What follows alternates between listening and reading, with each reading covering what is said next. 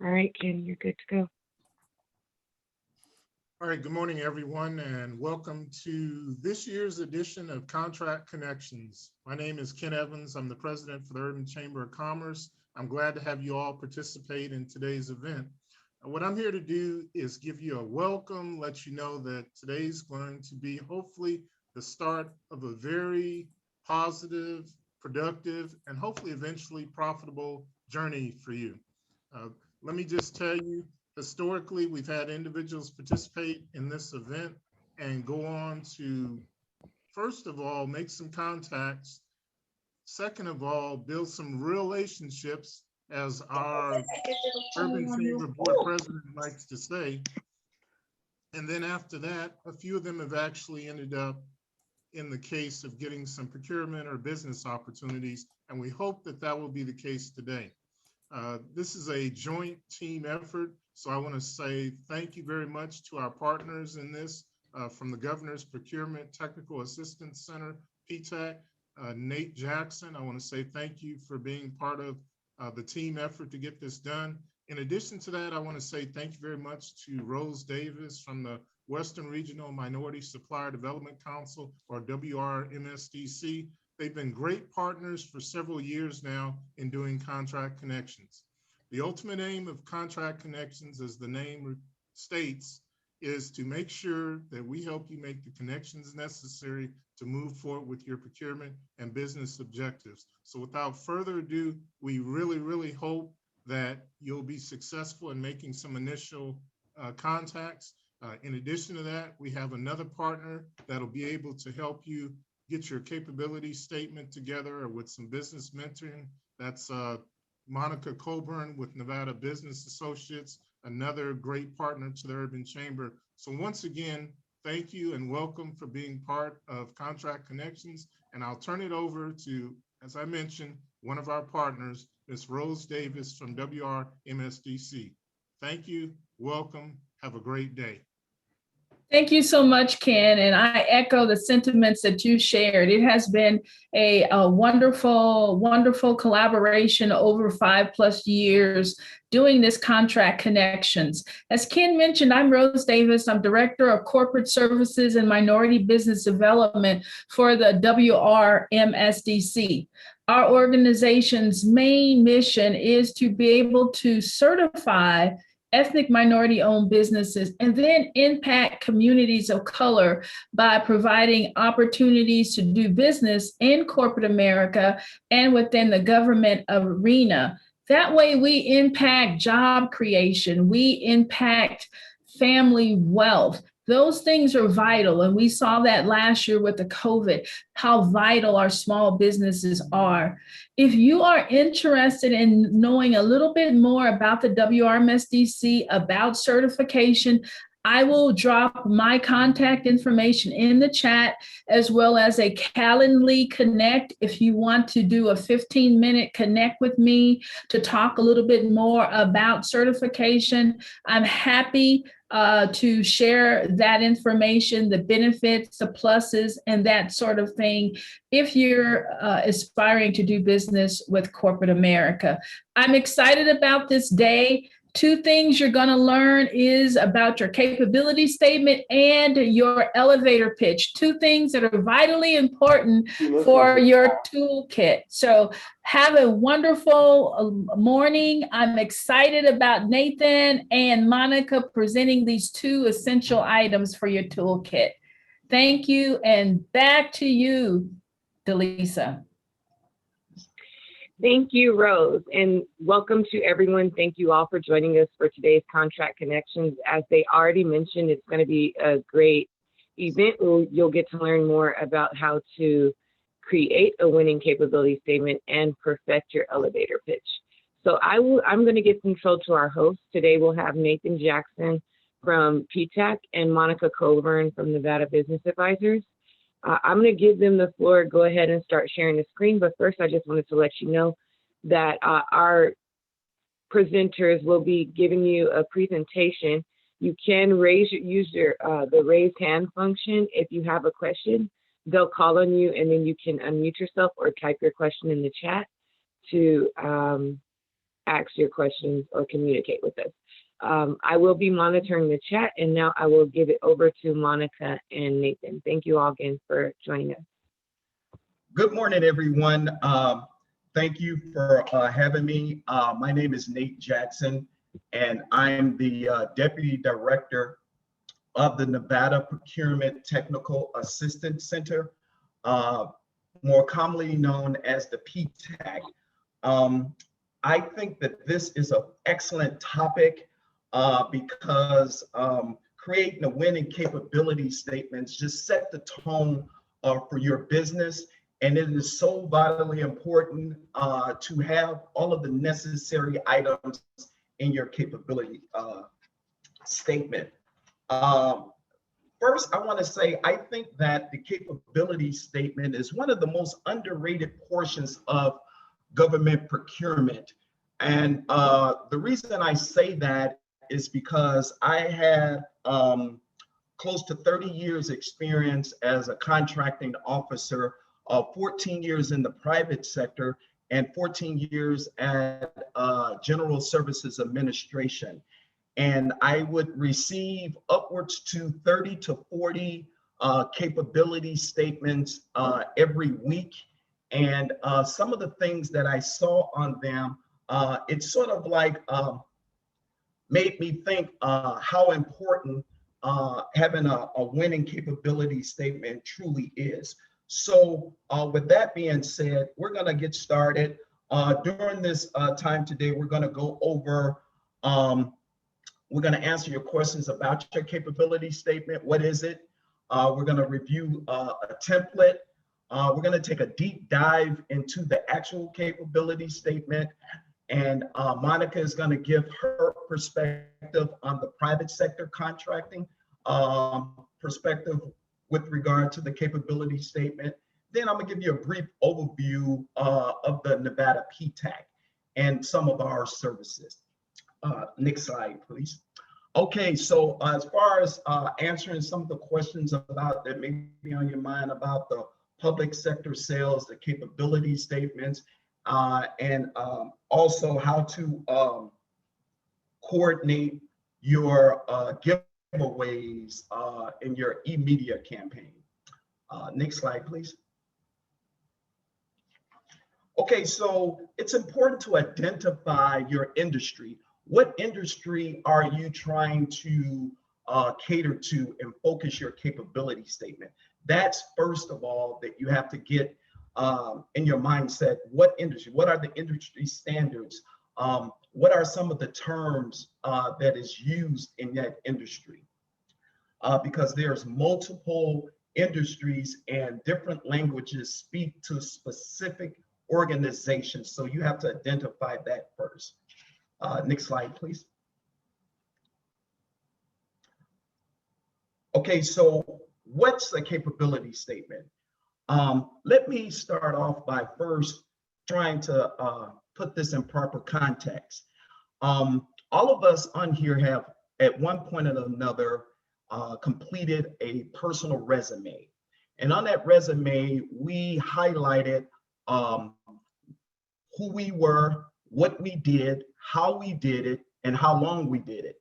And it was a selling point on your resume at some point where you really was trying to speak to whatever company that you were interviewing for, that you in fact were the person for the job. But oftentimes your resume got to that person first before they even met you. And if you didn't have a good resume, a proper resume, chances are sometimes you didn't even get to interview.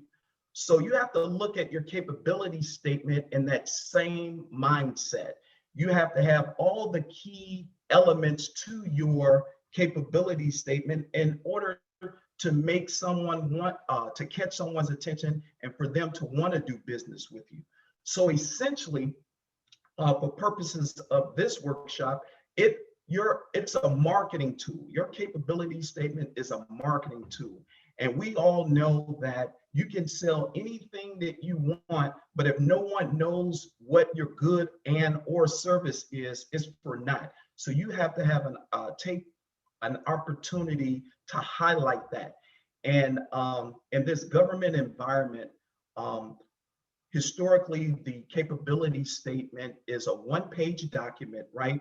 And it gives a snapshot of a lot of 5 key areas. And we're just going to break that down today. It's just 5 main areas, and we're going to go over each of those areas. And it's something in which you have to have in order to capture the attention. Next slide. Okay, so we have to realize that what agency are you in fact submitting your capability statement to? What are you trying to accomplish? Are you trying to be a prime? Are you trying to be a subprime, or what have you? You have to establish what's your target market, and that's what your goal is, to cater your capability statements to speak to the organization in which you're trying to obtain contracts, whether it's a prime or a sub. The next slide, please. Okay, so your capability statement should in fact fully define the goods and or services that you are trying to sell to whatever organization that you're focusing on. You need to, in order for you to have a successful and a winning capability statement, you must capture all of these things on that one-page document in an orderly fashion. Now, at this point, we're going to have Monica to give her perspective on the private sector capability statements. Thank you, Nate, and good morning, everyone. So again, Monica Coburn, Nevada Business Advisors, and Nate referenced this, and that was speaking the language. So government and private sector speaks different languages. And what I mean by that is there are terms and verbiage that you will hear and see on the government spectrum that is foreign to the private sector and vice versa. So as an example, prime contractor, cage codes, these are things that Nate will get into. Those are government verbiages, not known in the private sector. So it's really important that your capability statement really reflect who you are looking to do business with. And I advise our clients have more than one. So if you're a company and you're looking to do business with the government, have one for the government sector. If you're looking to do business in the private sector, whether it's with an MGM or a Caesars, for example, have one that speaks their language. And especially since COVID, everything or almost everything has been done virtually. So when you are submitting a capability statement, remember this may be the first and only impression that you will give to a contracting officer in the government side. And in the private sector space, a purchasing manager, supplier diversity. So it needs to stand out, and it needs to be a good representation of your company, your brand. As Nate said, what goods and services do you provide? It should be enough to just provide enough information that when they look at your capability statement, that there's an interest to learn more. Nate, I'm going to turn it back over to you. Awesome. Thank you, Monica. So I just want to stress the importance of what your capability statement allows for the marketplace. As a former contracting officer, I used to search the database, the System of Award Management database, to search out particular goods and or services for my clients. And I would search nationwide. I would do search queries under, say, for instance, a woman-owned business that is in California that was selling toner or trinkets of whatever sort. And when I would search the database based upon your capability statement, that allows you an opportunity to get what they consider a set aside. And in the government realm of contracting, there's a lot of market research, and how the contracting officers do that research is based upon the industry. And the industry, what was your capability statement says. That's why it's so important to fulfill those, fill out your capability statement, because you are being searched out throughout the country, unbeknownst to you. But when you put your capability statement in the system of award management, contracting officers throughout the nation can find you. And also with that, there's an opportunity where it is based upon the information that they receive as potential bidders on a particular item, they will do what they call a set aside. And if you're a woman-owned business, they may set aside to you. And then they can take it a step further and say, not only we're going to set aside this for a woman-owned business, but we're going to do a sole source. And the term sole source comes up, meaning that they can contact you directly and avoid having a full-blown solicitation and do business directly with you. So there's great benefits of having your capability statement filled out so that contracting officers can do their due diligence and search and find you. Monica? Thank you, Nate. So Nate just said a lot of government verbiage and language again that is not necessarily translated to the private sector. But what's important to note here is the research. You know, Nate talked about how he would research in finding a woman-owned business, etc. On the private sector, that does happen in some aspect, and it depends on the need. Right? So just like the government buys everything from pens to planes, in the private sector, they do as well to a certain degree. But what's important is if you are looking to do business with a corporation or a private sector company, that you need to do your research on what are they buying? What problem am I solving? A lot of companies have what they call their own supplier portals, meaning you can register as a vendor, as a small business, to do business with that company. And what does that include? It means registering your information and uploading your capability statement. There's also some times where companies, and Nate talked about set-asides. So, you know, in the government space, that means they're going to set aside 5% of their dollars specifically for women-owned businesses. And that's what that means. Does that happen in the private sector? Not necessarily, but I'm here to tell you, with everything that has happened in the past year, there's a lot of attention being spent with companies wanting to increase their purchasing dollars and to spend money more with small business, especially minority and women-owned businesses. And that's where it can be advantageous to you. So again, research what these companies are looking to buy. Google research, what's happening? Are they opening new properties? Are they looking for new products that could maybe make them more sustainable, more environmentally friendly, for example? So again, you want to remember, what is the problem you're solving, and to do your research. Nate? Thank you, Monica. And Monica raised a very excellent point as it relates to the percentage. The federal government itself is mandated to set aside 23% of a $500 billion industry of procurement. And of that, like Monica mentioned, 5% of that is set aside for women-owned business.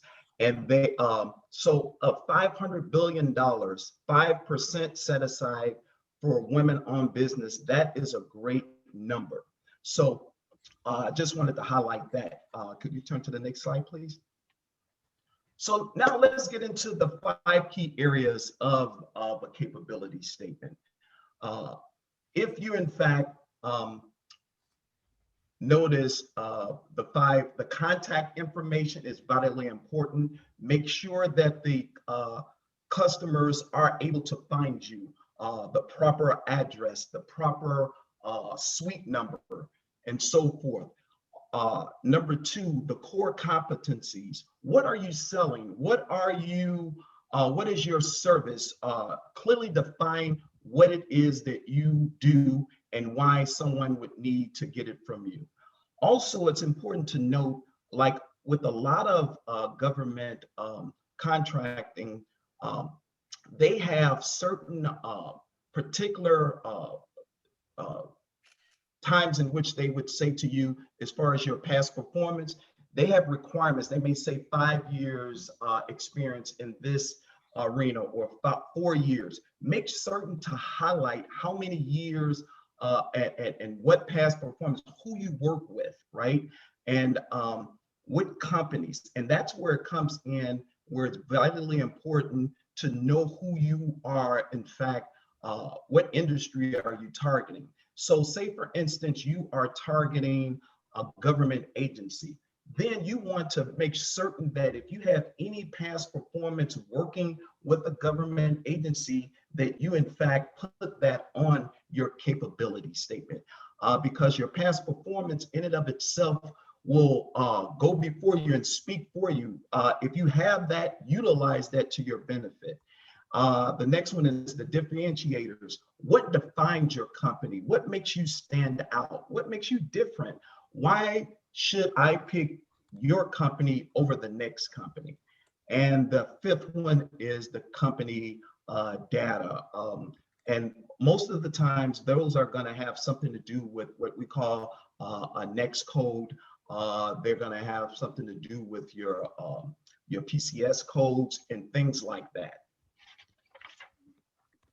All right, next slide, please. Nate, we got a question in the chat from Mario Aguilera.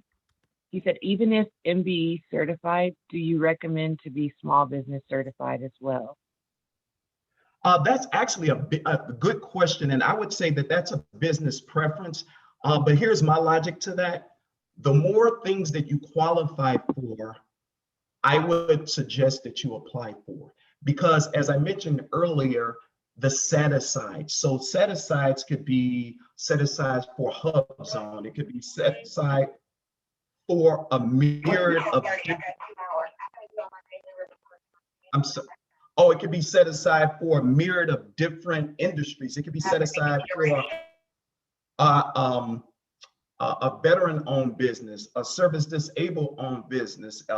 So the short answer is yes. I would suggest anything that you qualify for, definitely apply for it. And you can find out a lot of these certifications on the SBA website, and they will outline what the qualifications are. Elisa, Nate, can I just add a comment on that? So that's a great question. So MBE certified, MBE, for those of you that don't know, is Minority Business Enterprise. We had Miss Rose Davis open up this morning, and she can share a little bit about that. That is a private sector certification. So it's not a government certification. So the federal government would not necessarily recognize MBE certification as they would if you were a woman-owned small business, because that is a government certification. So again, it's speaking the different languages, but I agree with Nate. If your company can qualify for multiple certifications, by all means pursue it. Remember, certification is a door opener. It's a tool in your business toolbox. So if you're looking to do with business with the government, by all means pursue those. If it's private sector, pursue as many as you can. It just provides you more opportunities. Back to you, Nate. Oh, thanks. Okay, so we're going to check out a sample capability statement template. And so next slide, please. Okay, so here, there are a variety, different types of capability statements, but this is in fact a basic capability statement that outlines the 5 key areas that I spoke about earlier. And this is so important to note, just like I mentioned, the core competencies, the past performance, what makes you different, a list of your company data, and a list of the specific pertinent codes, because the end user is looking at these specifically to see if they could set aside that particular contract and to make their goals and their metrics, because all federal government agencies have metrics and goals, as I mentioned earlier, that they need to fulfill. So when me being the former contracting officer, every year we had our goals established. And so what I would do is when I receive a particular requirement, I would do my market research and I would search out those types of certifications that I wanted to capture as my goal. So say for instance, I did not fulfill my women-owned business goals, which is 5%. If I have a requirement, what I would do, I would do a search feature under that particular industry, with that certification. That way that I could meet my goals for the year. So it's vitally important to take advantage. Just like Monica mentioned, I like to use the term, having your certifications give you like the head of the line privilege, right? It's almost like being at a grocery store and the line is like 15 deep and the cashier looks to you and wave you to come to the front and check you out. It just saves a lot of time, a lot of effort, and it could pay major dividends by getting the certifications. Sometimes people say, yes, it is a lot of red tape and a lot of work, but it pays off at the end. The next slide, please. Okay, so this part I want to go over. It is vitally important to make certain that you understand the terminology that you are utilizing on your capability statement. Again, your capability statement goes before you. It's a representation of your company. So if you're trying to do business with any organization and you have misspelled words, you're not using the terms adequately, automatically, as a former contracting officer, I would probably go to the next capability statement if I'm doing my market research. So I would strongly suggest that you have checks and balances within your company where it can be another set of eyes. There are different templates that are out there. We at the PTAC, shameless plug here, we at the PTAC, that's one of the services that we provide. We help you to understand the different parts of the capability statement. You can utilize us as a second set of eyes to give you input. And we help you to make it to be clean, a one-page document that captures all 5 elements. So it's so key to be able to know that you've done your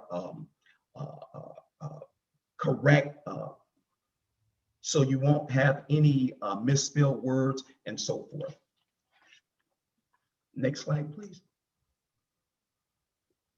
Okay, so if you're targeting to, say for instance, a government agency, you definitely want your capability statement to have the relevant contract numbers and make sure that they are in line with regard to the government agency that you're focusing on. So that is, I can't stress that enough, to ensure that you are able to proofread your document and have someone else look at it and just know the target market in which you are targeting. Monica?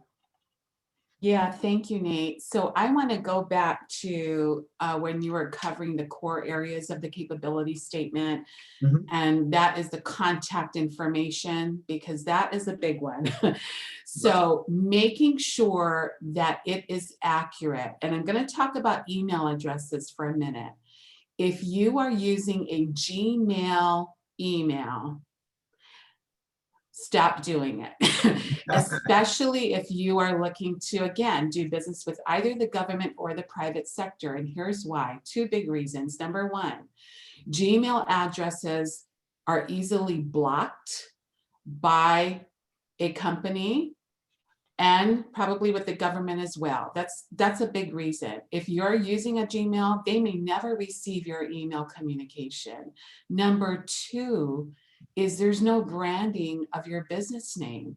So it should reflect your branding of your business name. So whether it's Monica at Nevada Business Advisors, Rose at WRMSDC, Kenneth at Urban Chamber, it should reflect your business branding. But more importantly, if you're using Gmail, it will block you. Also, Nate talked about websites. Look at how you are appearing online. I'm here to tell you the private sector, they will check your website, they'll check your social media, because why? They want to see who are they considering doing business with. So number one, is your website secured? That's a big one. Why? Because in this world of cybersecurity and hacking, that has become a very hot topic for both government and the private sector. What kind of cybersecurity processes do you have in place? And it starts with your website. If your website isn't even secured, that's a big red flag. Making sure that you are engaged and active, and making sure that your capability statement is part of your branding. So have that on your website, for example. So again, I wanted to go back to the contact information, because if that isn't accurate, or it's just missing some key information, that could be detrimental, right? I've heard from buyers and purchasing managers that said, we want to give them business, but we have outdated information. So Nate, I'm going to turn it back over to you. Thanks, Monica. That was very excellent. And now we're about to go into each of these different areas. Next slide, please. Okay, so this particular capability statement, this is the one that we're going to dissect, and we're going to go over each facet, each of the five, and we're going to highlight the importance of each of the five areas. Next slide, please. So Monica had just mentioned having uniformity, right, with your contact information. As you notice how the website is in sync with the email address, right? Like Monica said, not having a Gmail or a Yahoo account. This is so vitally important, your contact information, having the suite number, the city. How can people get in contact with you via phone? How can they just peruse your website? How can they get in contact with you via email?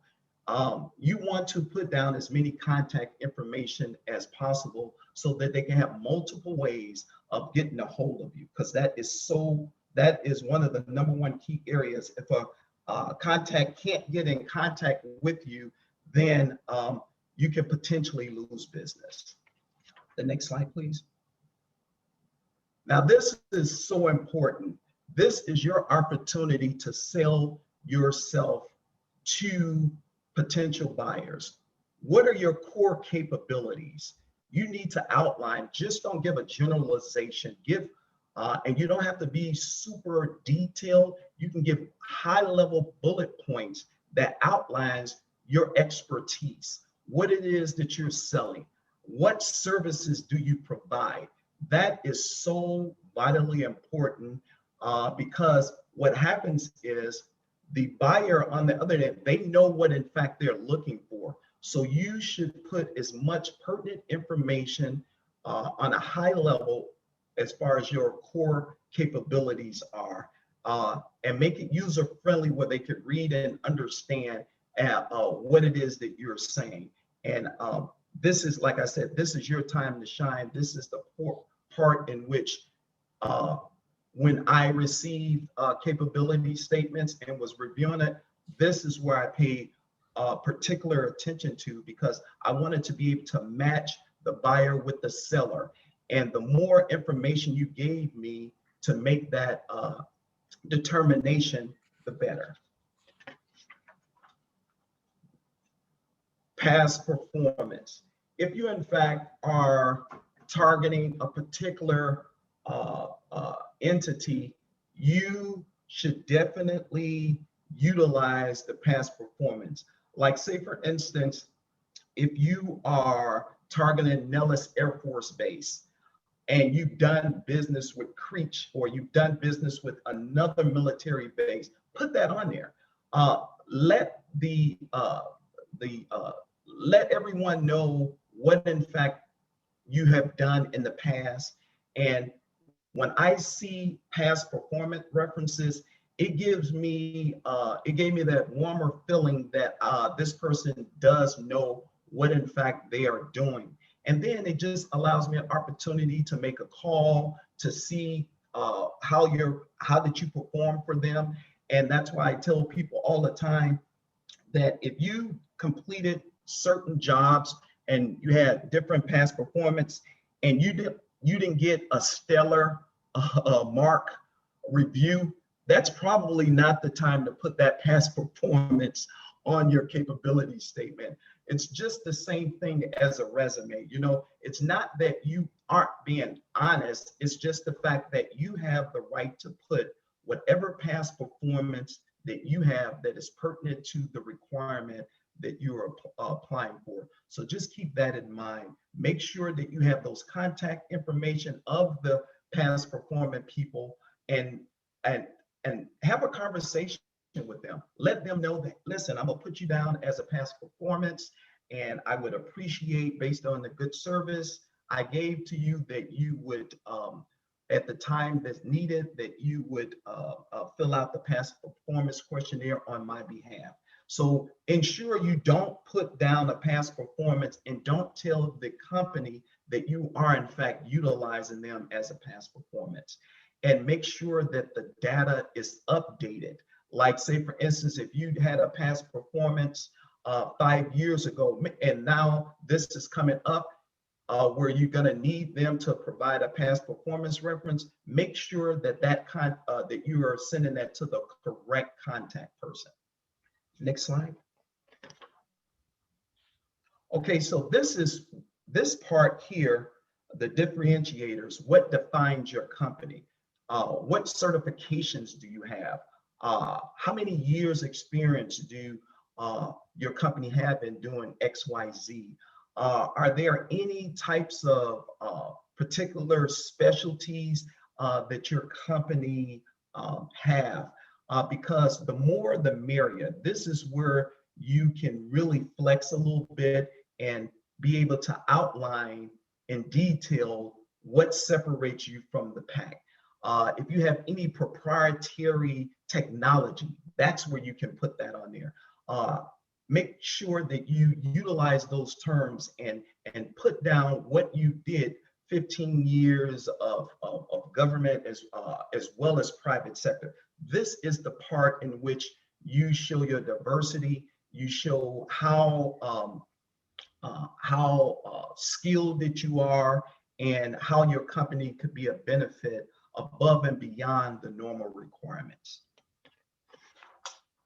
Next slide, please. Okay, so this area, this is where the certifications come in handy. If in fact you are a woman-owned business or a small disadvantaged business, this is where you put this. And the reason why this part is so vitally important, because as I mentioned earlier, government agencies have certain targets and metrics that they need to meet each year. So they're going to seek out those particular certifications to see if in fact they can make an award with your company. So if you are a woman-owned business, make sure you put that on there. Also, list all of your next codes, right? Some companies I've worked with in the past, they say, this is my core next code. I would say to them, however many next codes that you have, put them on there, because then that could, the one that you left off, that could be the one that a particular government agency is seeking. And as well as the PSC codes, just break it down. Don't make it where it is they have to guess how brilliant your company is and what your business have done. Put it all out there. List the certifications, anything that will help them to be able to look at your capability statement and determine that you are qualified based on your certification and your next code. And then also, if you are like with the government agency, the GSA schedule, that is a very heavy schedule, and that carries a lot of weight. What that represents, if you are in fact on the GSA schedule, and for those of you who don't know what the schedule is, it's like put it in mind, it's like a Amazon on steroids, so to speak. Any and everything you can think of is on the schedule. It's already been vetted, and the pricing has been done. So what that says to the market is that you've taken the time, because it's an extensive process to get on the GSA schedule, and to let them know that you're vetted and that you know government contract. So if anything else, having that on there is so vitally important. And if you're dealing with the federal government, if you have any type of top secret classifications, that is a great time to put that on there. I can't stress enough how important it was when I was on the other end of that and working for different military bases. More than likely, a lot of secret classifications were needed. And if you already had that in place, that would be something that I would definitely put you to the head of the line of interest, because getting that clearance could take up to 2 years, or if not more. I had a top secret clearance at GSA, and they went back as far as 20 years. So they know it's a lot of in-depth time and effort put into getting those clearances. And if you already have those intact, the more the better. It's even better for you, and it affords you an opportunity to potentially win a contract. Okay, so this one with your name and logo, I think that this one, some people just do regular text. Some people have their logo on there, as well as their name with their logo. If you have a specific brand, utilize that, because those are eye catchers, right? And what you want to do is your capability statement winds up in someone's email or on someone's desk. And just like a resume, a regular resume, the more aesthetically pleasing it is to the eye, and it has the meat I put to follow that, it catches people's attention, and it causes them to want to read your capability statement. So if you do have a brand, if you do have a logo, put it on there. Take the time to put it on there, because it really does stand out. Okay, so it's so important, and I think I mentioned this a little earlier, to understand the target market that you are in fact pursuing. If in fact you're pursuing a military base, you definitely want to use the terms that they are familiar with. What it does is it speaks volumes. It let them know that you understand and that you have some experience with dealing with a military establishment. If you're pursuing a restaurant industry, you use those terms, and you cater your capability statement to that particular industry, as well as if you have things decent and in order. And that's why we focus on the 5 key areas, because you'll be amazed at how trained the contracting officer's eyes are. They're looking, I could look at a capability statement, and if it's missing one of the key areas, I notice that right away. So you want to make sure that you capture every last one of those 5 key areas as well on your capability statement. And before you put that out there, have someone else in your company to look at it. Have one of your professional friends that's not even in your industry to look at your capability statement to see if it looks right to them. Because sometimes our eyes are trained to see things that are in our industry and the job that we perform. But if you get someone else to look at it, the more the better. Because you don't want to have your capability statement to represent you with misspelled words and accurate information. So please keep that in mind. Okay, so like I mentioned, you're going to check for errors. You want to understand that your first impression is a lasting impression. Also, you want to make sure everything is uniform, right? You want to make sure that if you have a business card, your business card is the exact same as far as the contact information as your capability statement. You want to make sure your numbers are the same on your website as it is on your social media. You want to make sure everything lines up, because when companies are looking to do business, they want to find out who you are. And it's a clear indication as to when you are uniform, everything lines up.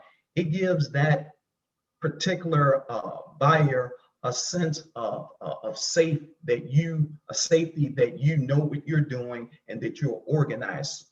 Because if your capability statement, your business cards, and your social media isn't lined up, then they could look at you in a not so favorable manner. So it's vitally important that you make sure everything is uniform. The next page. Okay, so things to ponder. Did I proofread my capability statement? Does this capability statement look okay? You have to ask yourself all of these questions before you put it out on the system of award management, because like I said, that capability statement is a representation of your company. And if things aren't lined up, if things don't look right, more than likely that official is going to look at the next capability statement. So keep in mind that your organization and the way that it looks really carries a lot of weight.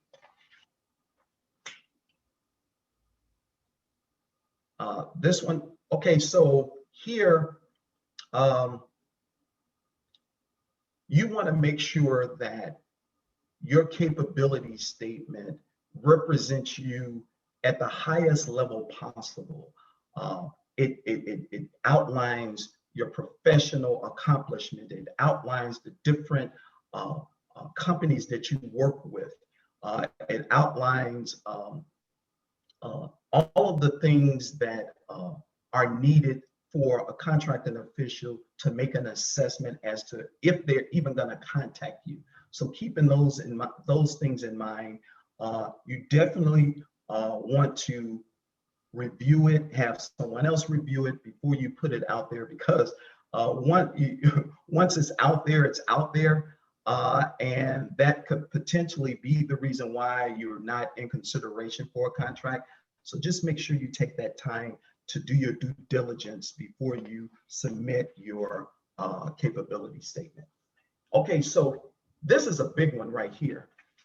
In the government contract, everything is just about an acronym, right? So I've listed several of the acronyms here to help as a guide for you. Also, I mentioned earlier understanding the industry, understanding your target market. When you see terms like this on your capability statement, right away, when I look at it, I said this person have experience with government sector contracting, because these are acronyms for government, the government sector for sure. So you definitely, if you in fact want to, aren't sure of some of the target markets and some of the acronyms, we at the PTAC, we can help you to understand those different things. We can point out, we have sample capability statements for the government sector on the state as well as local and federal level. So if in fact you do in fact need those, feel free to contact us, and I'll get more into that later on in the presentation. So one of the things that I did want to say in closing, as far as your capability statement, keep in mind your capability statement is a professional reference of your business. And when you utilize the word professional, you want everything to be in sync. You want everything to be clear and concise. You want to ensure that you're representing your company correctly, and as well as capturing all of the things in which make your company different and or better than the other companies. You have one opportunity to shine for the most part, and you need to seize the moment by taking the time out and formulating and ensuring that you have all 5 of those key areas outlined on your capability statement, and that will be your launching pad for being successful in your pursuit for government contracts. Monica? Yeah, thank you, Nate. Everything that you said, I would definitely pay attention again to who are you looking to do business with, cater your capability statement to that audience, have different versions. You know, for an example, I know an architectural firm, they probably have 6 different capability statements depending on the industry. So they have one that's geared to hospitality, one that's geared to construction, one that's geared towards local government, one that's geared to federal government. So that's really important, and making sure, as Nate referenced, that you're including your certifications. So if you're gearing towards the private sector, if you're an MBE, SBE, if you're ESB, you want to include that on there. And I would say invest, this is an investment.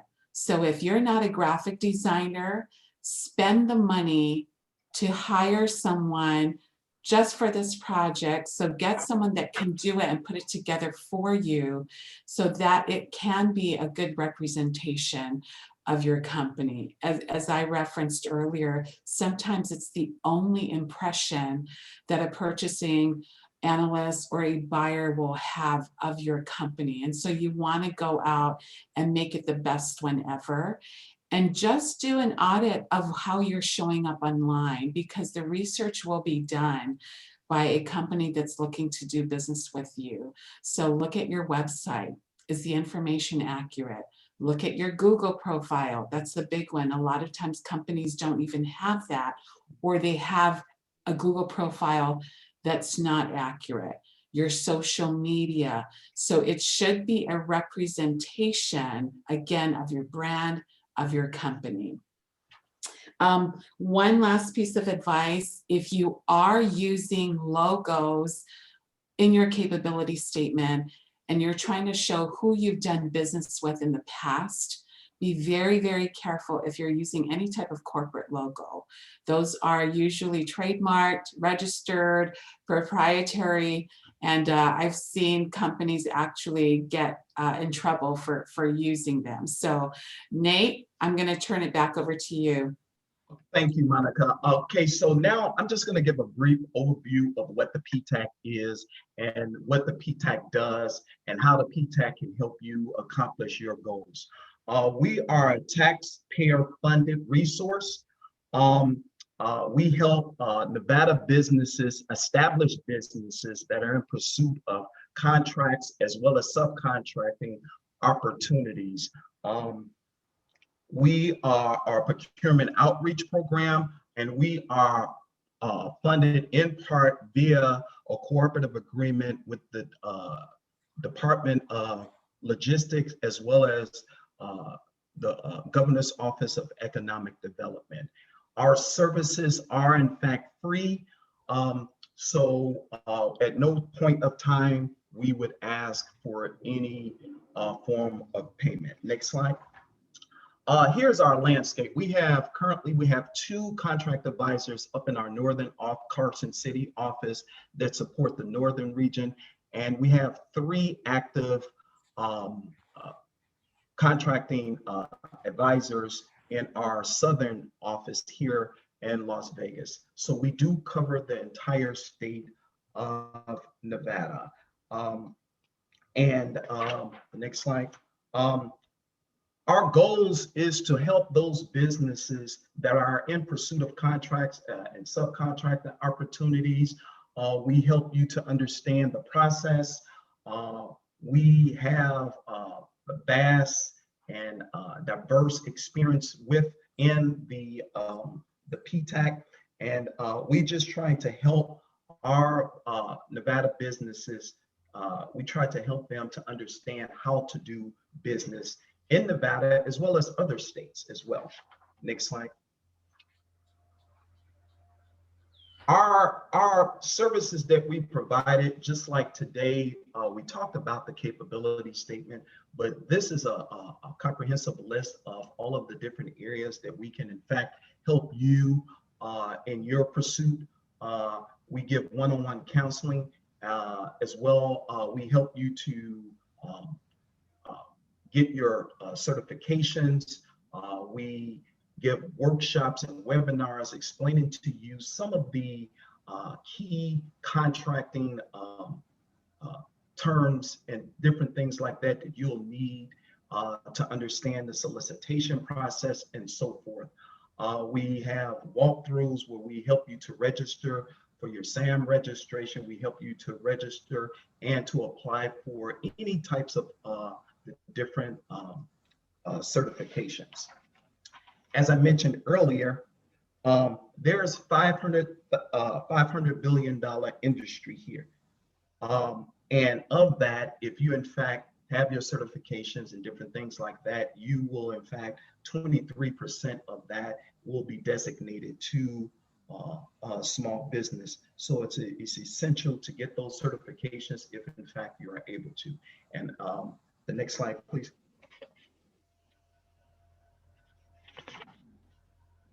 And so you can go to the last slide.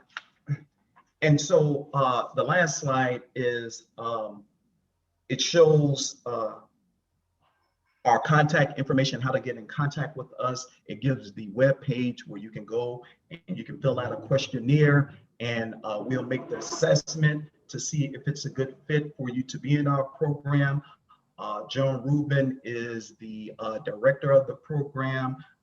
And then all of our emails are listed here and contact information. So if you are in the northern region, you'll be assigned either one of the 2 of our northern region contract advisors. If you're in the southern region, you'll be teamed up with one of our southern region contract advisors. So we want to thank you for tuning in and during this capability statement review. I hope that Monica and I hope that this was a benefit to you. If you in fact have any questions later, you could feel free to reach out to me directly at the email. And want again to say thank you guys for having me.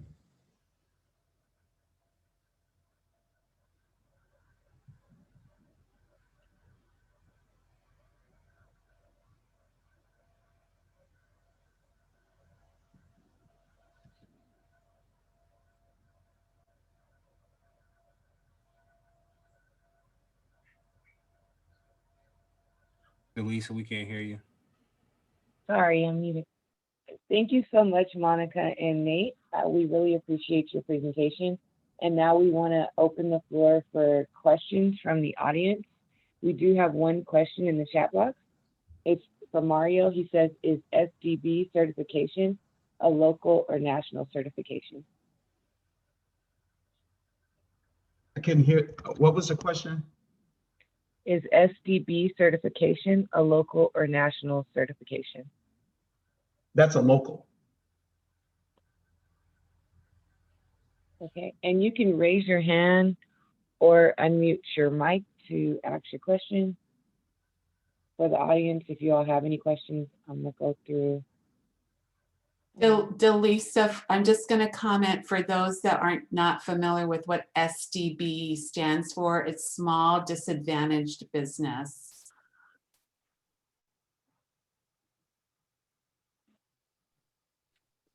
Thank you, Monica. Hey, Delisa, I do have a question. Okay, go ahead, Brandon. Yes, Brandon Ward here. And I know that you had mentioned two certifications that it was important to get. I know it was the women's minority, and then it was also the SDB. Is there any other certifications that you would recommend us pursuing? Well, that's a great question, Brandon. But that particularly has to do with who you are and what your company has.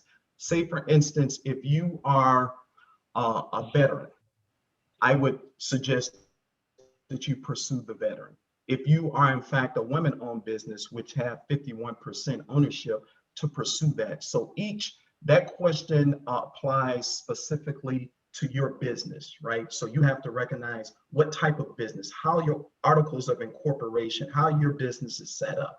That will determine, for the most part, of the types of certifications that you would apply for. But if, in fact, you are not fully aware of the different types of certifications, then you can, the PTAC can guide you and to help you by way of asking you different questions. And that's how we would weed out what type of qualifications that you have and the certifications that you could apply for. That's perfect. I'll be in touch. Thank you, Nathan. And I'm just going to put a plug, So Nevada Business Advisors, we've been hosting a number of business webinars since last year. So we have a webinar series next month, and it is 100% focused on certification. So every Wednesday, we will highlight a different certification.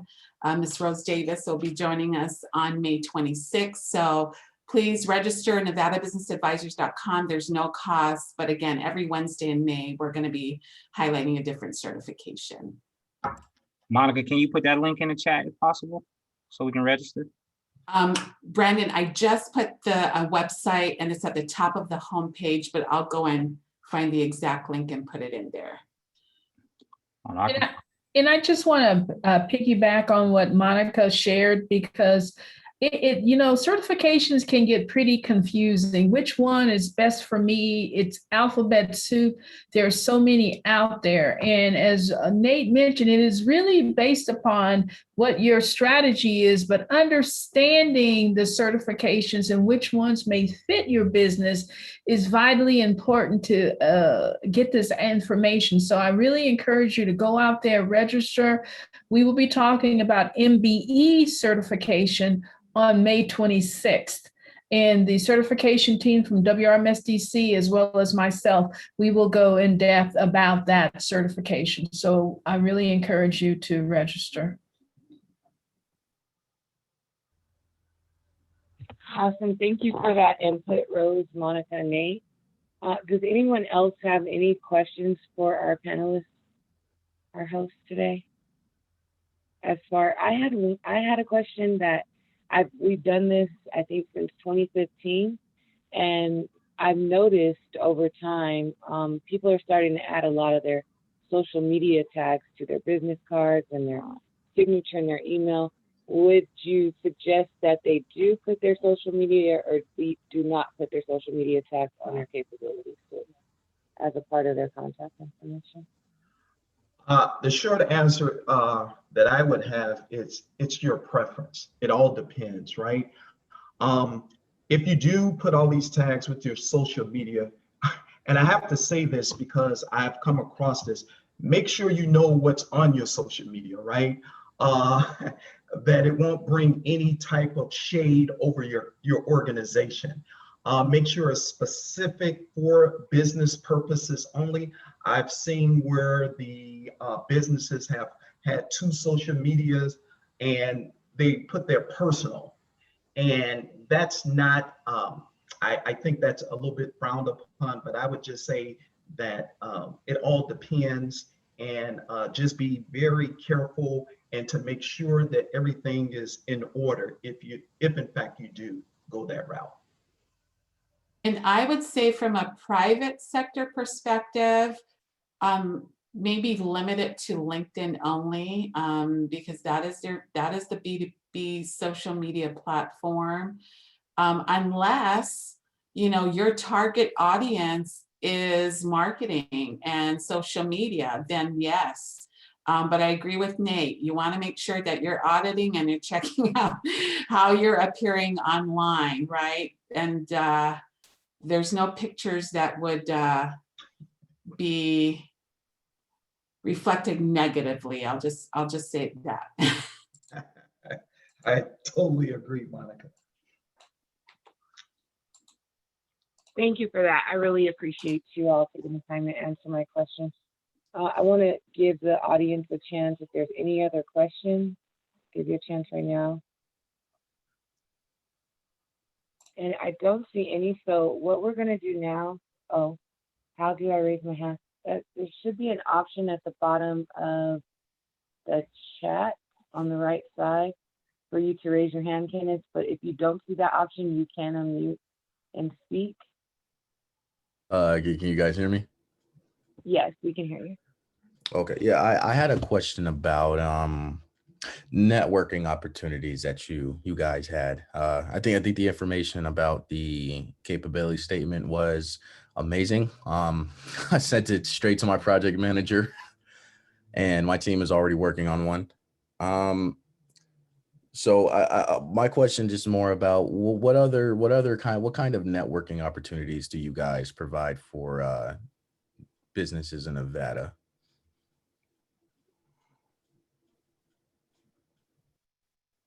So who is this question being addressed to? I guess any of you guys. Yeah, you, Nathan. I'll address it to you. Okay, so as far as the PTAC is concerned, we give, based on this current climate, we are not currently operating in a networking type of capacity other than forums like this one. Ordinarily, we have matchmaking events, we have workshops where it's like this, but we would all be in person, right? But we're still currently waiting for the new norm, so to speak, before we start operating in that fashion. But what we do is we have 2 to 3 monthly web meetings like this, where we're constantly talking about contracting, different the industries and different things like that that help you build up your company. Because the PTAC is primarily organization that helps to enlarge your understanding and your mindset, that you'll have more confidence to pursue government contracts on a local, state, and federal level. So I would say that if you in fact are interested, on the PowerPoint, it does have the GoEd website. Just fill out the questionnaire, and then a government contract advisor would be assigned to you at that time, and then we could take it from there. Thank you, Nate. And what I was going to do is go through all three of our 2 hosts and then our partner, Rose Davis.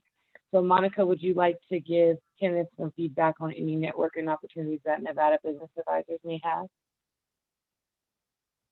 Sure. So we really haven't been doing any networking, but what we've been doing is again, we put on monthly webinars that are more educational, but I will tell you, there's a lot of, I know Urban Chamber, you guys do some virtual networking. So it really depends who you're looking to network with. There's a lot of social type networking events, but if you're talking about business matchmaking, specifically, we're not doing any, but we are looking to do something later in the year. Thank you, Monica. And Rose, if you could please speak to Kenneth's question. And then Kenneth, I did see in the chat that you have another question after this. Absolutely. For 2021, we realized 2020 was a very, very challenging year for all of our diverse and small businesses. WRMSDC has all events for 2021 that are free to diverse businesses. They're free to diverse businesses, and we try to have an element of connections, an element of development, and an element of opportunity. So I encourage you, I placed that in the chat. Go out there to that link. Our upcoming event is our actual WRMSDC Excellence Awards and Gala. It is so important to recognize minority businesses that have excelled, as well as corporations that have championed and advocated for you. That event is on May 6th. It is under the gala. If you click that link, you're able to register for that event absolutely free. And, you know, networking is a little different in the virtual environment. You're networking via the chat and other avenues. So just wanted to put that out there. Please go ahead and register for any events that you see that would fit your business. Thank you, Delisa. Thank you, Rose. And as Monica mentioned, the Chamber has many networking opportunities for small businesses. We have a morning networking event called Coffee and Commerce. That's the second Wednesday of each month at 9 a.m. We have an evening networking event called Virtual Connect that we're doing virtually this year. And that is the third Thursday of each month at 5 p.m. And then we sprinkle different other events in there. Our Toastmasters Club is a great place for business owners and executives to come together and network also. So you can find information on all those events at urbanchamber.org. I'll be sure to put that information in the chat. And Kenneth will go ahead and take your question before we take a short break. Short break. Okay. So just say that was just a question, just because I guess this is related to it. So my company has recently become a vendor for the school district, and really initially what I was just going to do was just kind of send a sales pitch email to whoever I had to about improving the learning technology for the students, whether it be college or, you know, just the public schools around the state. So instead of just, you know, an email saying, hey, we can do this, here's our website, a capabilities statement would be much more, probably give me a lot higher chance of landing a kind of government contract like that. Am I right? Am I going in the right direction here? Great question, Kenneth, and you're absolutely on target. As I mentioned earlier, I would receive 30 to 40 a week capability statements. If you sent me a regular email just introducing your company, chances are I read it and that'll be as far as it goes. But if you attach a capability statement to it, then you have my undivided attention. And it will definitely increase the probability of someone getting back to you if in fact they're interested in the goods and or services that you're providing. So I think that that's an excellent strategy now that you're going to use to attach that capability statement to your email of introduction. Thank you guys so much. I'm literally sending this to my team right now. Awesome. Awesome. Okay, so with that, I want to thank you both for giving us that wonderful presentation. We're going to take a 5-minute break. We know that you all have been sitting here for over an hour. So we wanted to give you 5 minutes to take a break, and then we'll be right back for Monica to take us through perfecting your pitch. A really important part of the Contract Connections program is the one-on-one meetings that you get once you've submitted your capability statement. And just to give you kind of, let me backtrack and go over how the program works. First, you come to the phase 1, which is this workshop, to learn more about creating a winning capability statement and perfecting your pitch. Then you will have till May 6th to turn in your capability statement to the chamber. We will disseminate the capability statement to all of the corporate partners who have agreed to have one-on-one meetings with you all. Once we've received your capability statement, we'll send you a link to get registered for the one-on-one sessions. And once you're registered, we'll get appointment sheets made up for you. And on May 13th, you will have one-on-one meetings with the different corporate partners that have agreed to participate. So I just wanted to make sure everybody knew how this process would work. And the next part that we're going to go through is perfecting your pitch. So when you have your meetings on May 13th, you'll all be prepared to meet with all those corps and present your wonderful capability statement. So we're going to take a 5-minute break, and I'll see you all back here at 10:21.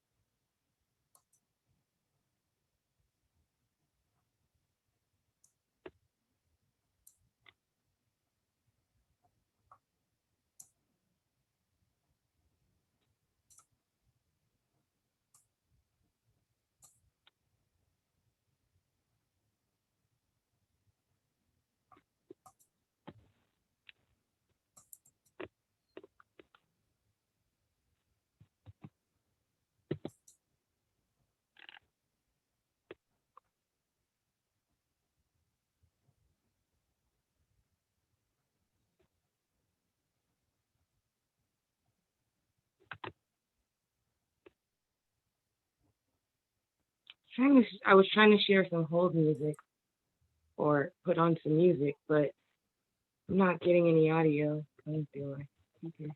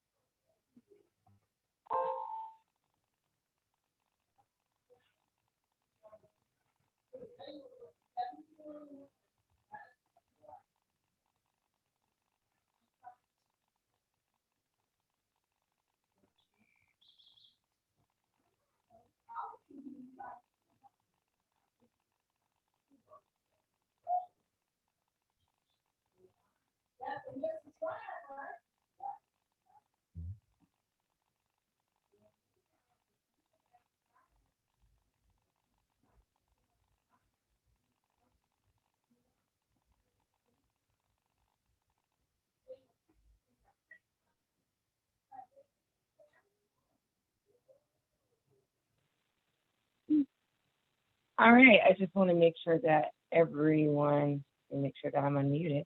Can everyone hear me? Loud and clear. All righty. Yes. So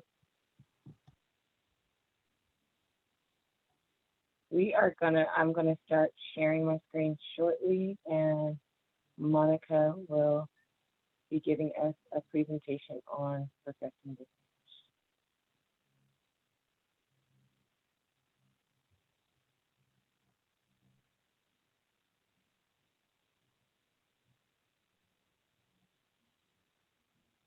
Hey, Monica, volume. Elisa, thank you. All right, good You're welcome. morning, everyone.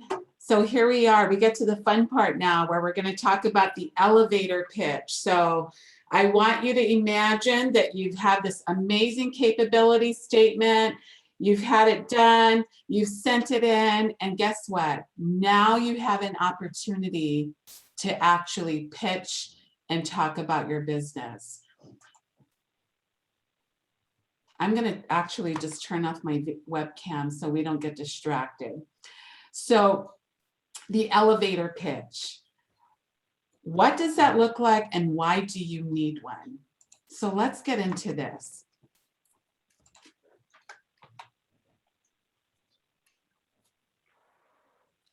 So Seth Godin, if you're not familiar with who he is known to be the guru of marketing. And so what he says about an elevator pitch, and Delisa, wait, yeah, stay right there.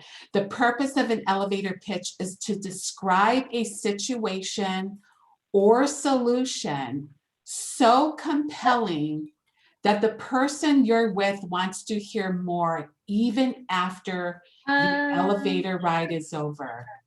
Okay, so the elevator pitch really should be the time that it would take if you were riding an elevator, from the time you enter that elevator to the time that you have to get off a floor. We know that elevators can be 3 floors or it can be 30 plus floors. But the intent is you should be able to share and pitch what your business is all about in a very short time frame. Delisa? Next slide. We don't want the elevator pitch to look like this, right? It shouldn't be you talking about yourself, because we want the other person to be engaged. We want them to be listening. We don't want them in the corner in terror, because all you're doing is talking about you and you're not really talking about your company and what you do. Next, Elisa. So let's talk about the 5 C's, but before we talk about that, let's go to that first column. Number 1, you have to know your business. We talked about this in the capability statement earlier. Who is your audience that you are targeting? Who is your audience that you're speaking to? Who are you looking to do business with? So you have to know and understand the audience that you are speaking to. Number 3, make sure as you're doing your pitch, as you're talking about your business, what is the problem you are solving? Solve a problem with a solution. There's a quote that says, sell the problem you solve, not the product. And that's what this means. And then last is, what's the why? There's another quote that talks about people buy the why of what they do, not what they do. So let's talk about the 5 C's. So number 1 is the content, right? Show how you can offer value to whoever it is you're speaking to or pitching to. Number 2 is the context. A shorter pitch is usually better. You don't want it to be a storybook. It shouldn't be a chapter. It should be maybe 1 or 2 sentences, and that's it. Confidence. For those of you that have watched Shark Tank, those that come into the tank and are confident, they're on fire, they're so excited, it's a different energy. Then the ones that come into the room that are very timid, that are very nervous, that are not confident, okay? That doesn't mean you have to scream. It just means you have to be confident in what you're sharing, what your message, what your business is about. Be casual. The best pitches sound natural. You don't want it to be rehearsed as if you're reading from something. It should flow very naturally. Number 5, the elevator ride is almost over. It should be conversational. Remember, you're selling the problem you solve, not the product. And you don't want to be too salesy. Next.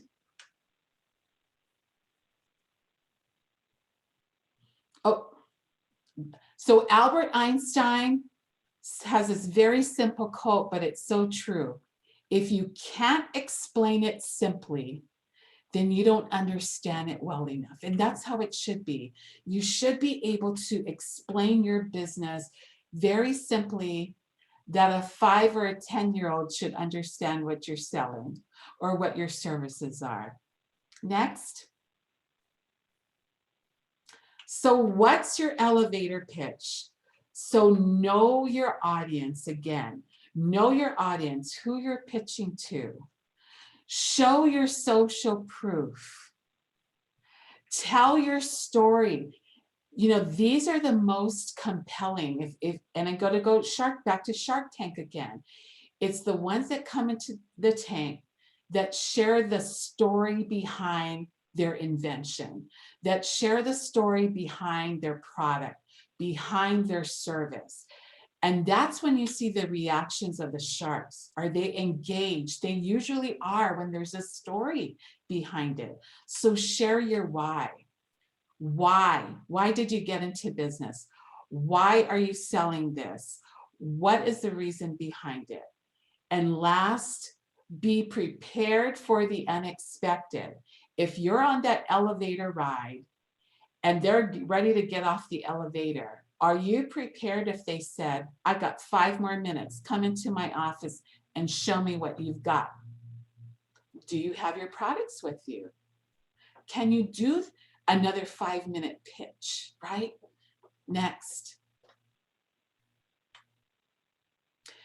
So recent studies show that the average adult attention span has dropped to around 8 seconds. It may be even shorter, right? Because why? We're constantly checking our smartphones, our smartwatches, who's texting, what calls did I miss?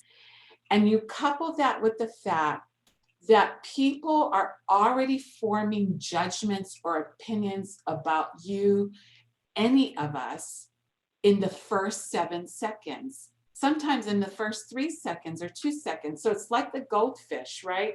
A goldfish in a fishbowl. They're always on the move. Anything will get their attention and they're on to the next. So the attention span is very short. So you've got a very short window of time to really make a powerful impression. Next. So I believe this is where we're going to get into where you actually get to create your own pitch. So step 1 is the introduction. This should take you 5 minutes to do this exercise. And number 1 is writing down what you do. Write down what you do. Identify your why, right? Your why. What makes you unique? Nate talked about the differentiators in your capability statement. That's exactly what this is. What makes you stand out? What makes your product stand out? Why your service instead of a competitor? And most importantly, what benefit or solution are you offering?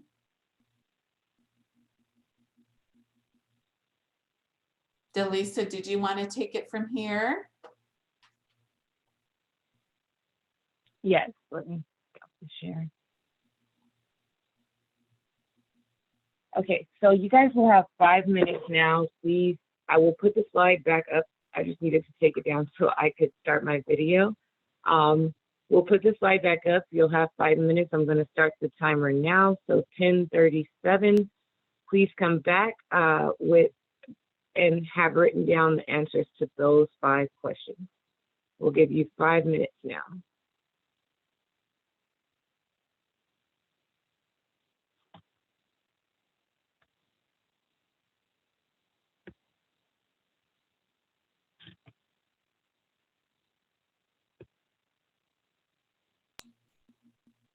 And as Delise is pulling that up, this is your time to really write it out. What is that going to look like? And so this is a first run. This is a first draft. So take the 5 minutes and put that together. Sorry, wrong PowerPoint.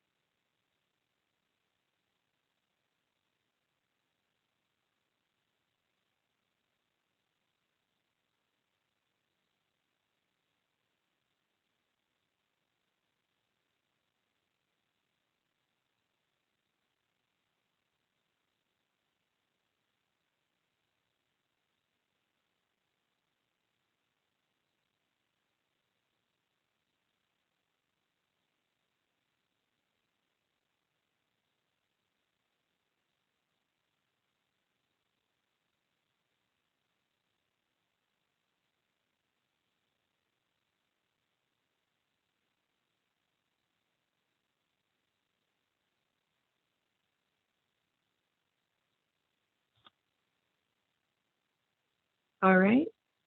Yeah, a minute left.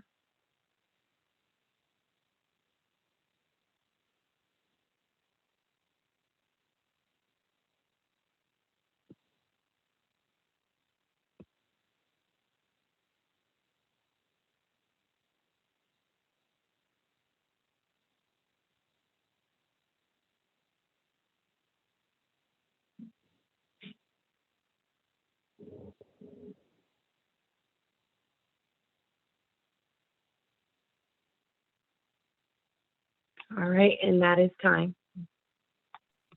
Okay, thank you, Delisa. So let's go to the next slide. And again, another reminder, if you can't explain it simply, then you don't understand it well enough. So it needs to be simple and easy to understand. Next. Okay, so now you've taken the last 5 minutes to write down what you do, tell your why, what problem or solution you solve. But now you're going to condense all of that. And the challenge is to put it on a Post-it if you have one. And if you don't have a Post-it, then on a very small section of whatever it is you're writing on. So again, you're going to condense what you already did. You want it to be short. You want to be able to tell your story and share your why. Be prepared for the unexpected. So if they happen to ask a question or they're ready to hear more, be prepared. What does that look like? And then what is your call to action? We didn't talk about this on the last slide, but there should always be a call to action. There should always be a follow-up, right? So use this, use what you've already put together. Now you're going to condense it. You're going to take another 5 minutes. And again, the challenge is to put it on a Post-it. And if not, then on a small section of whatever it is you're working with. All right, Delisa. Okay, time begins now. You guys will have till 10:43.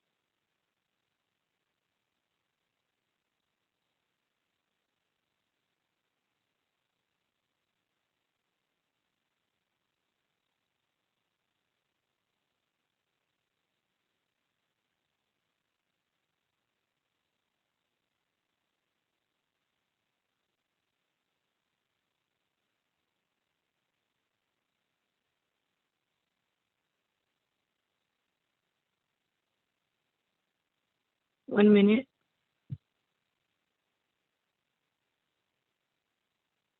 Oh, sorry, I didn't give you guys enough warning. It's time.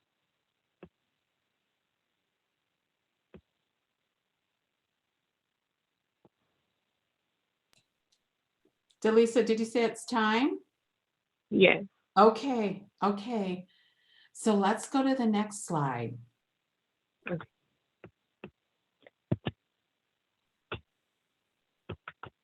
Sorry, my computer's freezing out. All right, so I added this in here just as an example, just to help you.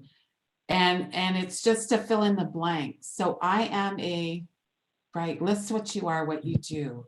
Who do you help? One of my greatest, or one of our, whatever you want to add in there. Again, this is just an example.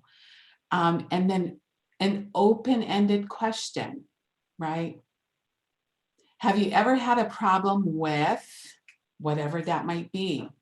You want it to be thought-provoking with whoever you're speaking to, whoever you're pitching with.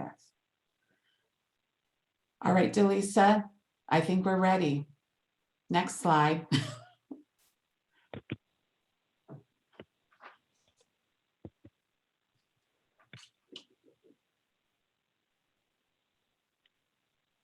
All right.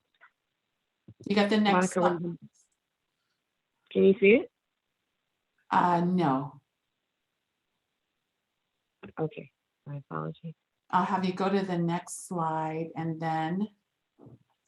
Let me reshare because for me, it looks like you all can see my screen. All right, can you all see this?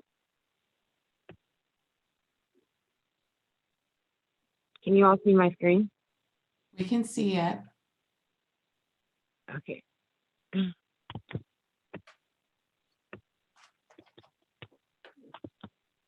Oh, will you go to the red carpet? Okay, sorry about that. There we go. So for those of you that joined last year, it was opened up for anyone that wants to practice your pitch. And Miss Rose Davis, are you, I know you're still on, and she was my partner last year when we did this together, but this is really an opportunity to take what you've put together and to share. And this is optional. So, there's always going to be some hesitancy in the beginning, but this is your chance. So Rose, did you want to say anything? I am ready. Monica. This is an opportunity, y'all. Don't pass it up. This is a safe space. This is like family. The practice is where you're able to really get it right and feel comfortable doing it. And we will just encourage and provide a little feedback at the end for you. Thank you, Rose. So yeah, Delisa, the next slide, it's ready, set, pitch. And so whoever is ready to practice, please just go ahead, unmute yourself.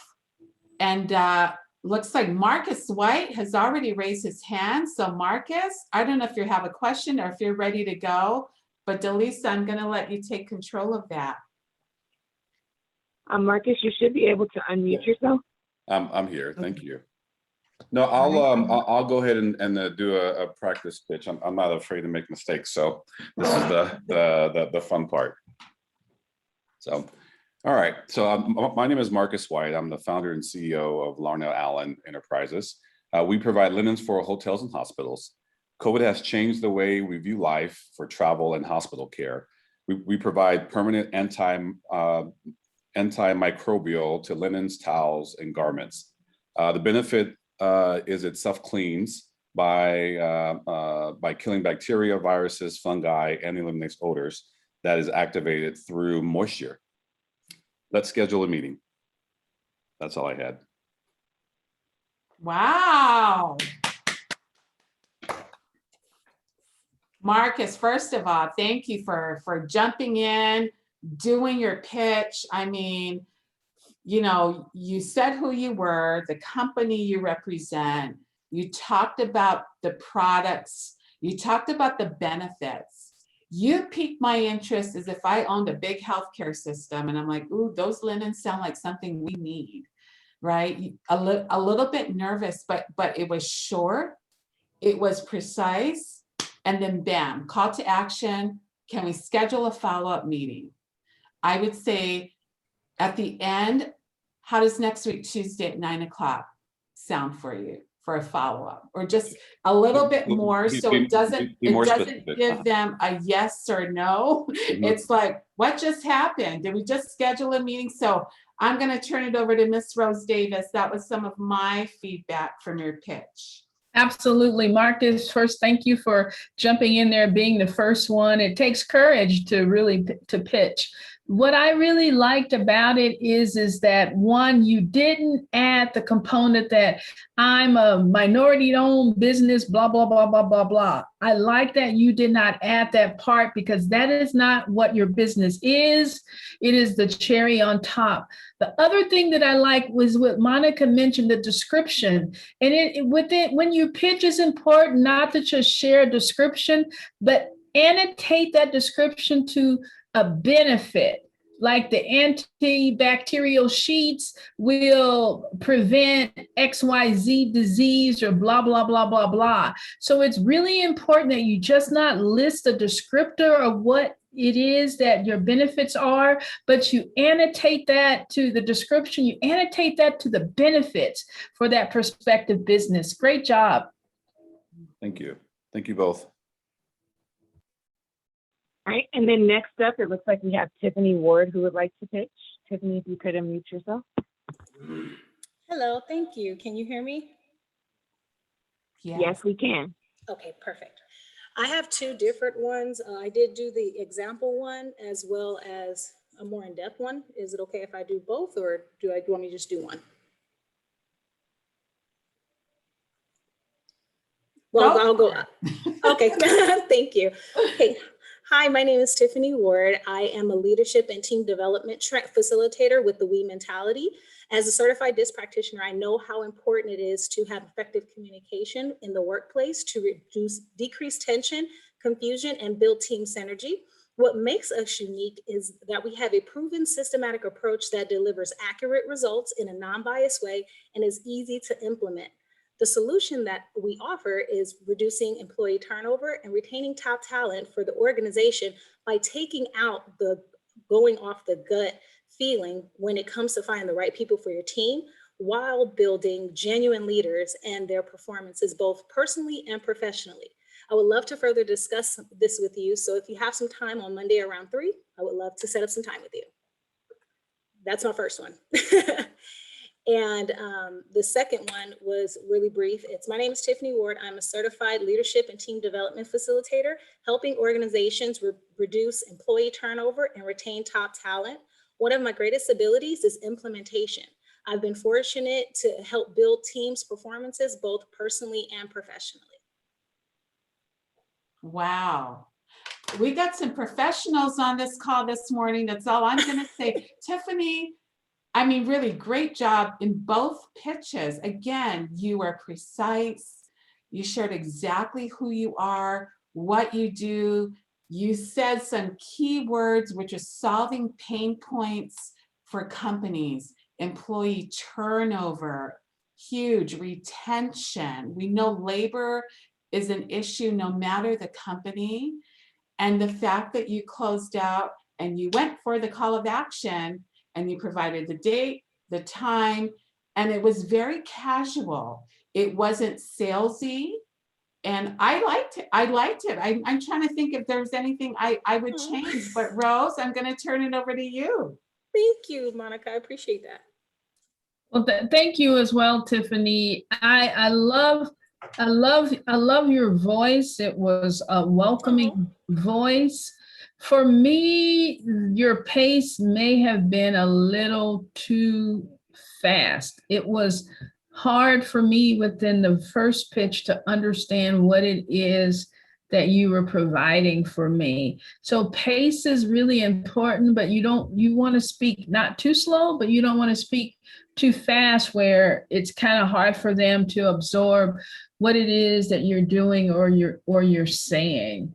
Right. But other than that, and to really focus, the second pitch was a little me-ish. I would try and translate that into solving the pain point versus what it is you do, what it is you do quickly, and what that correlates into a benefit for that prospective customer. Awesome. Perfect. Yeah. Perfect. Thank you for that. I appreciate that. Thank you so much. Thank you, Ms. Tiffany. And Rose is Lunchtime Talkers alumni, so she gives that great feedback. Thank you, Monica and Rose, for that. And thank you, Tiffany, for sharing your pitch. Would anybody else like to share their pitch with us? You can raise your hand or unmute your mic.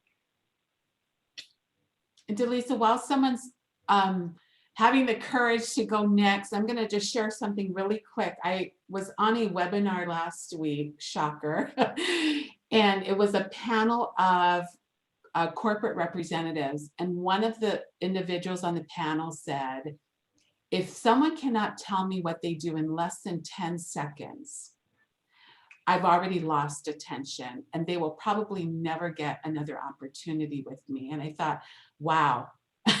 So you may have situations like that where you may only get that one chance. And in this particular situation, you know, she gets a lot of businesses that want to get business from this very large company.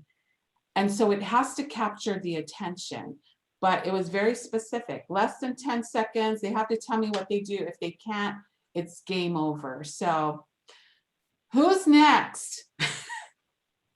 Looks like Brandon Ward said he will go. Okay.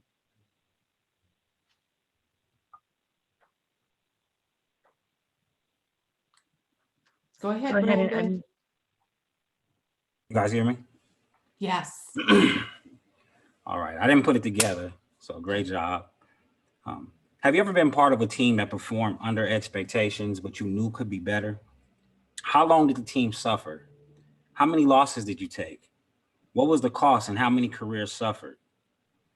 Well, here at the We Mentality, we bring the science of motivation and personalities and behaviors. What we do is we take teams that are dysfunctional or underperforming, and we help them with their team synergy, and we help them improve their performance. Now, I know what you're thinking. This must be something that's just magical, but it's not. We bring an awareness to a person's behaviors of their personal self and their work self. What we do is we bring out the best in others, and we hope that we can help you. All right, that's what I got. Brandon, so first of all, kudos to showing who you are and being on camera. So great job.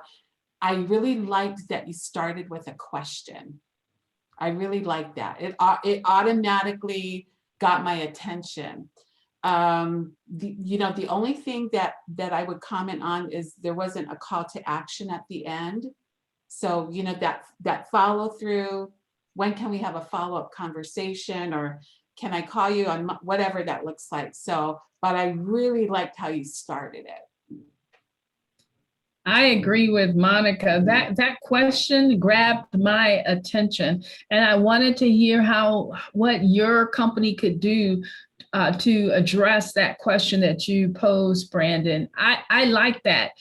I would encourage you to quit while you're ahead, though. You asked a question and you said what your company did. Then after that, I would do the call to action. Toward the end, there were a few sentences that were extemporaneous that were not really needed. I would just do that question, say what your company does, and then grab that opportunity, because at that time, they're going to want to know more. Mm-hmm. Thank you.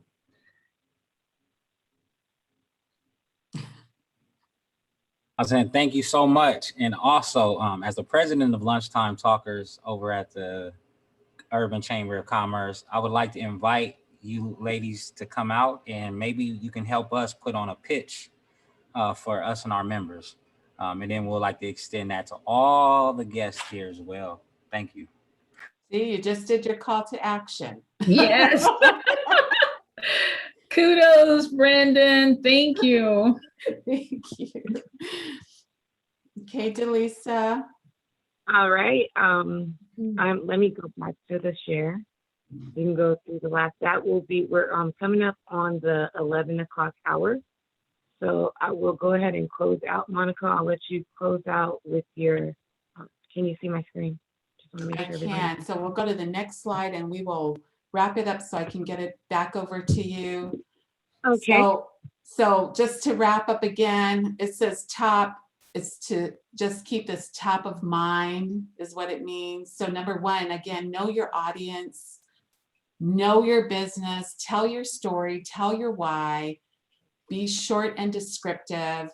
Remember to talk about what solution you're solving, what problem you're solving. You don't want to sell the product or the service. Solve what you're solving. Be prepared for the unexpected. Most importantly is, what is your call to action as you wrap up? And last, the purpose is you're wanting to dangle that carrot, leaving them wanting more, and be compelling. You want them to feel after you're done, I need to follow up with them. I need to schedule something. So that you want that emotion. Delisa, next slide, and then I'll turn it back over to you. So again, I want to thank the Urban Chamber. It's been great being here this morning again. Miss Rose Davis, it's always a pleasure to be with you. And again, Delisa, so this is my contact information. So if we can be of help, a resource to you with business, please reach out to us. Rose, I'll turn it over to you, and then to Delisa. Thank you. No comments from me, just encouraging everyone about the next steps. This is very, very important that you execute and apply what you've just heard and learned, and then the next step that Delisa will share. Thank you for attending, and over to you, Delisa. Let me unmute. Thank you, Rose. Thank you, Monica. And thank you, Nate. I really appreciate y'all being here today and helping out with giving all of our attendees this great information. I did put in the chat 2 different links. The first one was for you all to fill out a short survey to let us know how we did. And the second one is very, very important. If you all could copy that link, we will be emailing everyone who was on the call today. I'm pretty sure you're all registered. You all had to register to get on here through Zoom. So we have your information. We will send you all an email with a reminder of this information, as well as the slides that you saw today. But all of your capability statements must be submitted by May 6th, and that is next Thursday, to give us time to get them out to the corporation so they have time to review your capability statements in advance of your one-on-one meetings. As I mentioned before, once you have submitted your capability statement, you'll receive an email from us with the link to go ahead and register for the one-on-one session, but we must have your capability statement. We get a question sometimes if someone was not able to make this workshop, but they still have a capability statement ready by the 6th, can they participate? The answer is yes. You can share that form link that I put in the chat with anyone that you know, any small businesses that you know that might be interested in participating and would be able to get their capability statement submitted by May 6th. I wanted to open the floor for questions. See if anyone have any questions for me before we close out for the day.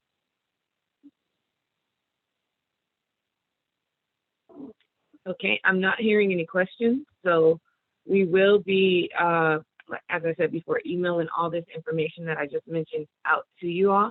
Thank you for participating in our Contract Connections workshop today, and I hope you all have a wonderful day. Thank you. This was great. Thank you, ladies. Appreciate it. Thank you.